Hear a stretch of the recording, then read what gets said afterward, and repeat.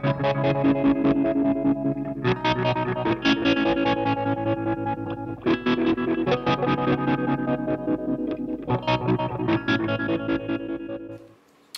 everyone, recently bought a new tool and it's highly appropriate to electronics, so I thought I'd just do a quick video about it. It's some side cutters, and first I just want to talk about tools in general. This is a tool that most people probably wouldn't have because they're quite expensive. If you're just a hobbyist and you're just doing a pedal here or there, don't worry about it. You don't need something like this. It's overkill for what you'd need it for. But if you are doing a lot of electronics, if you're doing them professionally, you probably already know these side cutters. If you're doing a lot of hobby electronics, it's something you could think about getting because it's a lifetime tool. It's going to last you probably for the rest of your life. If you're doing it professionally, it'll probably last you 10 to 20 years, but then you can get them resharpened as well, which is pretty good. So we're talking about side cutters here. These are my old side cutters. These actually came from my wife, believe it or not. She used to do jewellery making. They're flush back, which means they've got a flat back there, you can see. And they've actually got quite a bit of an angle on it. I've never actually noticed that before till now. It's actually got quite a bit of an angle compared to these new ones that I've got. They were actually an upgrade from my previous side cutters, which were electronic side cutters, but they didn't have a flush back like that. They had it had like this wasn't straight, this back bit, it actually had a bit of a mound, and I found it almost impossible to cut leads flat, particularly when after you'd soldered and you tried to cut it. The round part, if you can imagine trying to cut with side cutters with a round bottom, it's just difficult to try and line them up properly, whereas the flush back can get right in close to cut it. So that's why I started using these, but these are a cheap pair. I mean, they don't even have a brand on them. If you don't have if you don't put your brand name on something, then chances are it's not going to be very good. And as you can see, that spring there, you can see that little bit of wire sticking out. That's where the spring was. It was an external spring, and it didn't last very long. I think it got caught when I was using it, and now that little bit of spring actually gets caught every now and then. So it got caught then, and they're just generally not so good, and they're quite tiring on your hand too if you're doing a lot.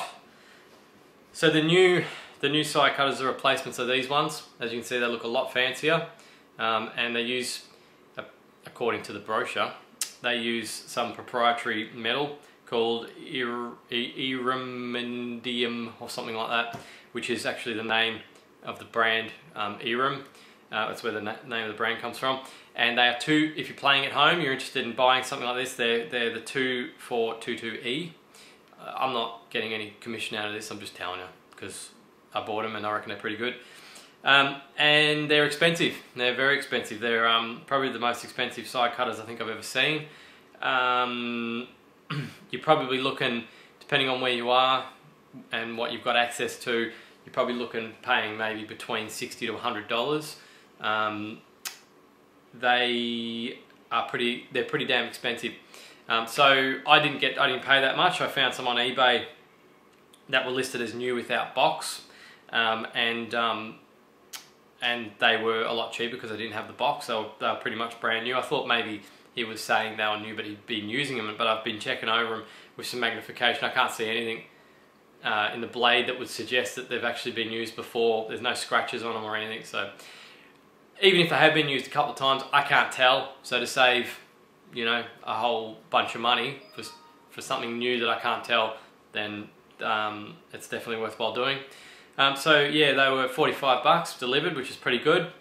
In Australia as well, you might actually be able to get them new in the US for that much, but here you got no hope. You're looking at least 70 to 100, somewhere between that here. So yeah, they're pretty cheap. They feel awesome. The spring is actually inside this assembly. When they put that screw on the back, the spring is actually inside it.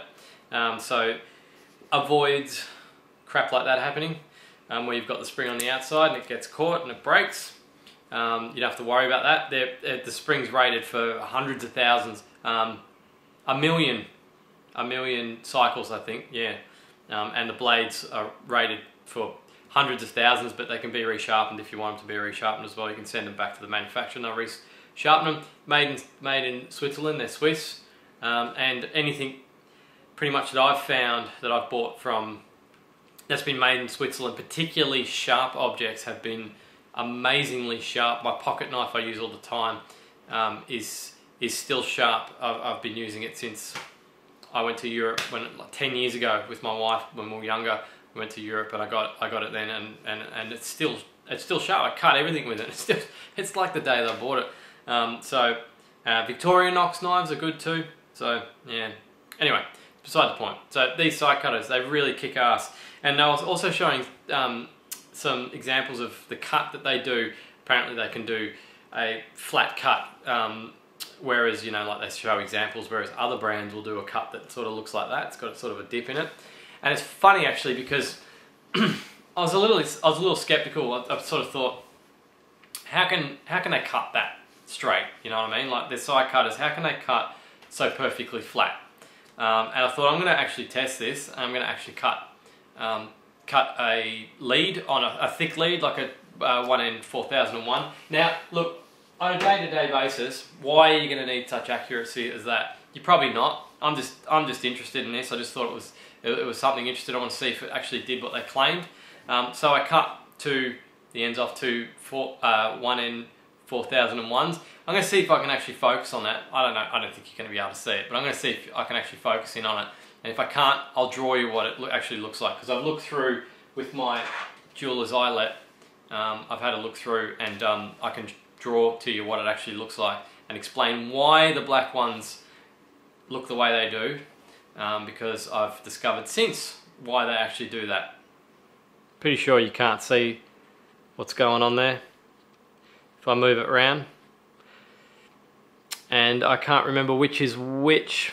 I think the one on the right is actually the one that was cut with the old side cutters, and one on the left is cut with the Erem side cutters. I'll draw it for you.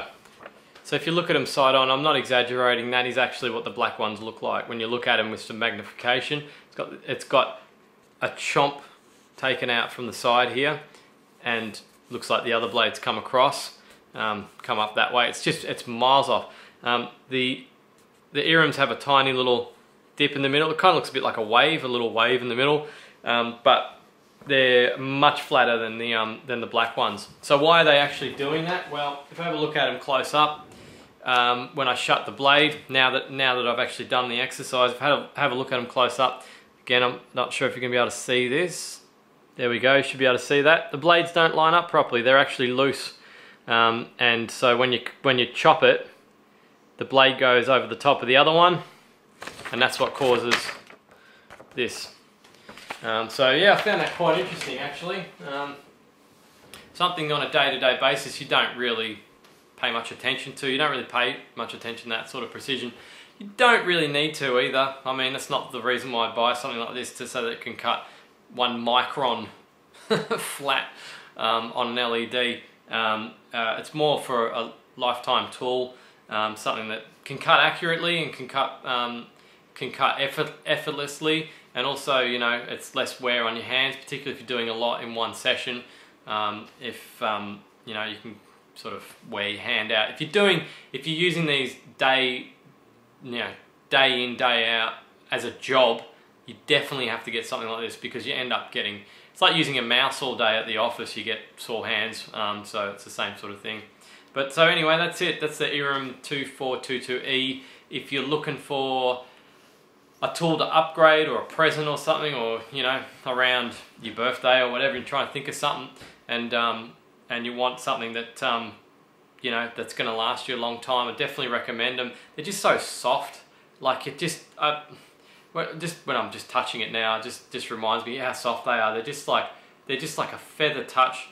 These are just so clunky, it's ridiculous. You've really got to squeeze them hard, and you know, it just there's no feedback. They've also got, I think they were saying also that they've got something inside, a mechanism inside here called a stop that stops the arm from coming out further than that, so you don't need to. The travel distance on the handle's not long. Like these are much longer. You've really got to you know, push them right in, whereas this one's just a small it's just a small movement. And this one will actually just keep going as well. So yeah, anyway, that's it. Just something I got today that I thought you might be interested in seeing. Seeing in person and seeing someone's impression of them. There's been talk about these on the forums as well, people talking about them. Some people went and purchased them. Some tool aficionados were recommending them, and I've read about them, and then I read through the brochure and had a look at some of the stats and all that sort of stuff, and you know, characteristics of the actual marketing ploy. But yeah, they sold me on it, and I'm glad too, because these ones are going to be, I'm pretty sure I'm probably not going to need another pair of side cutters, not for many years. So I just have to look after them. Oh yeah, and a tip, someone actually wrote on the forum thread, I think it was Pick Dropper, he said don't be tempted to use them on guitar strings, because they're rated for a particular thickness and hardness of metal, and if you use them on your guitar strings, like your E string, you're just going to dint the crap out of them. So you just got to be careful with them. Just don't use them for any old household thing. Use them strictly for electronics. Anyway, that's it. I hope you liked the video, and thanks for watching.